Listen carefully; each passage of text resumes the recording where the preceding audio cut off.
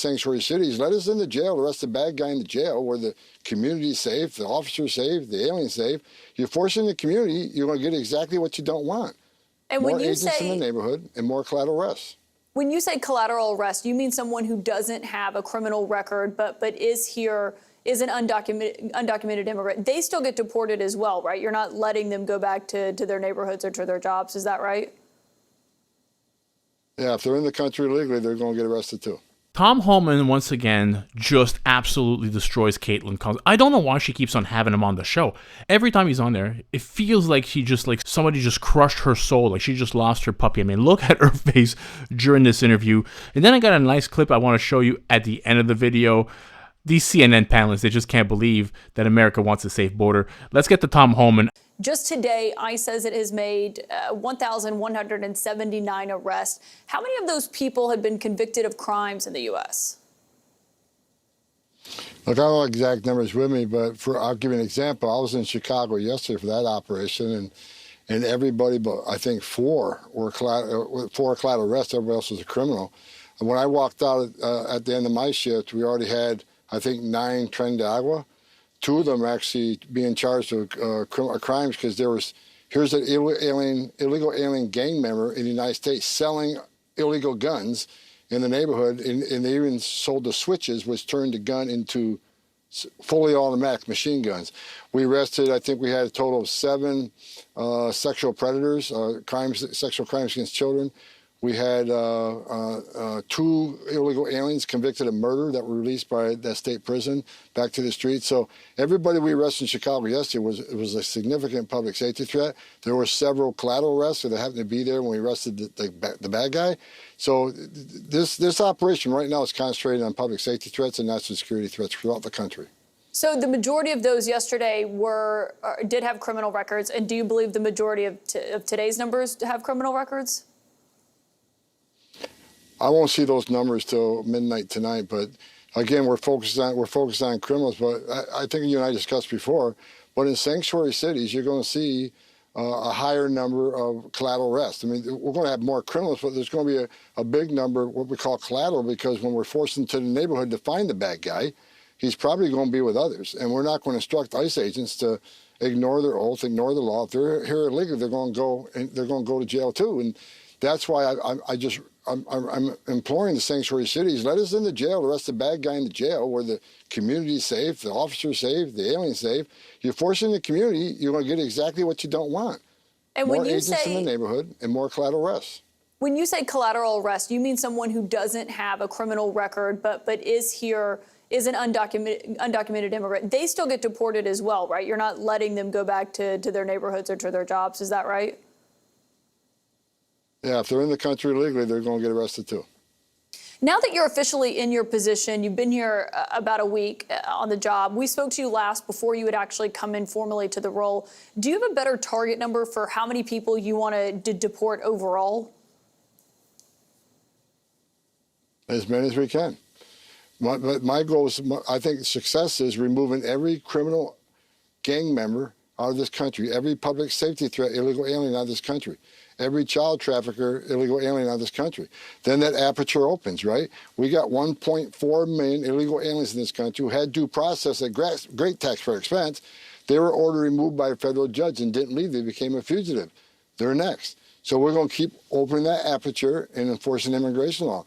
And I'll implore those in the country illegally, those who don't have a final order, those who have not been ordered by an immigration judge, if you're in the country illegally, you should leave.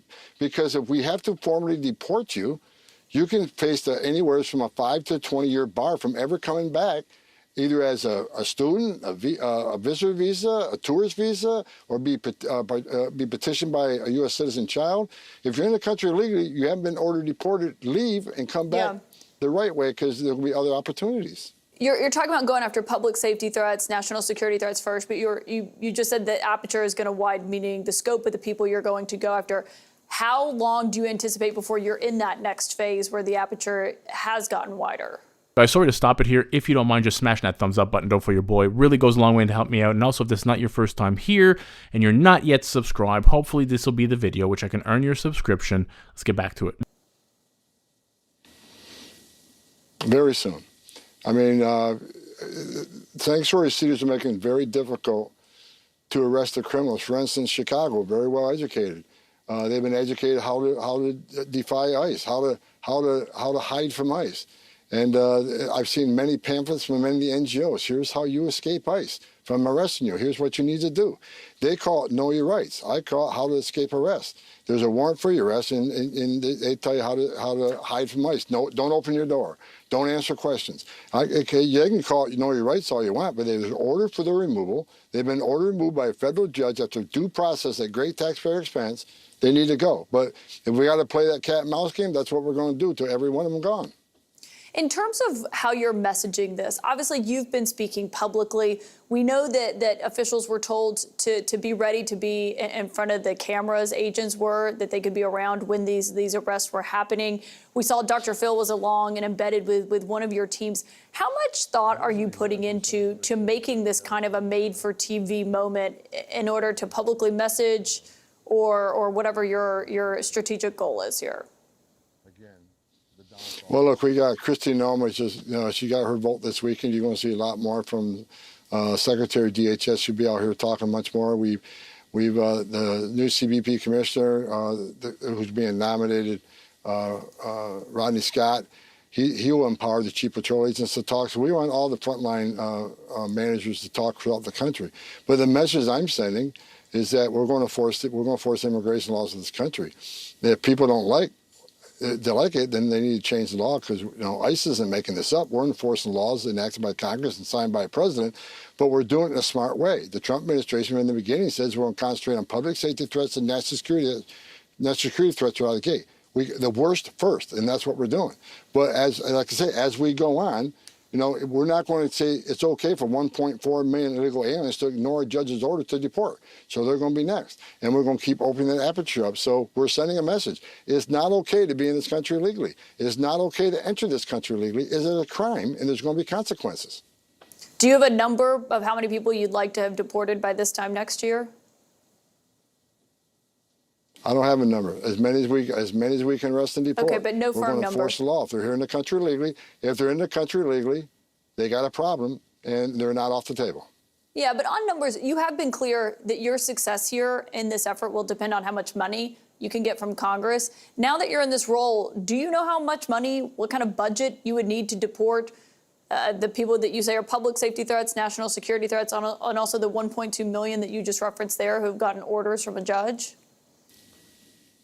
1.4 million. And yes, like we need more than 100,000 beds. Right now we got about 34,000 beds.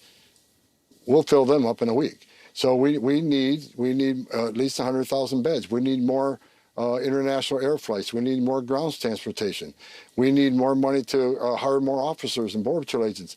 And that's why we're bringing right now, the whole of government is coming in, right? In the Chicago operation and every operation throughout the country now. We got DEA, we got FBI, we got U.S. Marshals, we got ATF, we got HSI, we got ERO. So right now we're bringing the whole of government into this so we can create more teams and arrest more people. So this dynamic is constantly changing. And depending on the city, is it a sanctuary city or not a sanctuary city? Yeah, you're using them as like a force multiplier. But when it goes to the real money that you'll need from Congress to get more beds and to hire more agents, if Congress is not reliable, as I'm sure you are well aware in terms of what they can get passed. I know they believe this is a big part of Trump's agenda, but if you don't get what you need from Congress, can you achieve what you're trying to achieve here? We're going to do everything we can with what we have, and we're going to arrest as many as we can. However, you're right. We can be more successful if we have more money, if we can buy more beds. Because every time we arrest an illegal alien, we just don't deport them that day. We have to detain them for a few days or a few weeks to get travel documents, get landing rights in their home country. So the more money we have, the more we can do. Before I give you my final thoughts, I want to show you this clip of CNN. I don't know this guy's name, but he kills me every time he drops these facts, and these CNN anchors can never, ever seem to handle it properly. I mean, look at this lady's face, and I'll give you my thoughts at the end of the video. What am I saying? I just want to know how different things are from where we were when Donald Trump first took office and how much more the American people are on the side of Republicans than they were 8 years ago. So trust which party more on immigration. You go back to April of 2017. Look at this. The Democrats held an 11-point advantage over Republicans. So Americans were not liking what Donald Trump and the Republican Party was doing back at the beginning of his first term. Look at where they are now, though. Poll out just in the last week. After Donald Trump took office, which party you trust more in immigration? Look at the margin Republicans are putting up here. A 22-point lead over Democrats. You rarely see issues in which the American people side so much with one party over the other, but on the main issue that Donald Trump has been pumping up and Republicans have been pumping up since the beginning of his term that began just 1 week ago, Republicans lead overwhelmingly on this. It's not just unusual for right now. It's just so much different than where we were 8 years ago. It just gives the Republicans a lot more leverage. And also, how are you measuring the boost or how much voters, Americans are liking or what they're thinking about Donald Trump and what he's doing now versus Biden? Yeah, you know, we always talk about this right direction, wrong direction, right track, wrong track number, right? And normally, you know, you might expect the right direction, right track number to be really, really low. And on immigration, what track is the U.S. on? You go back last month, just 14% of Americans thought we were on the right track, according to Ipsos Reuters. Look at that. The wrong track was 62%. Look how much the right percentage is up this month since Donald Trump took office. It's up 23 points to 37%, pretty much right next to that wrong track number at 42%. Still slightly more Americans saying we're on the wrong track than the right track, but the right track number has gone through the roof, up to 37%, a 23-point jump since Donald Trump took office. So the bottom line is this.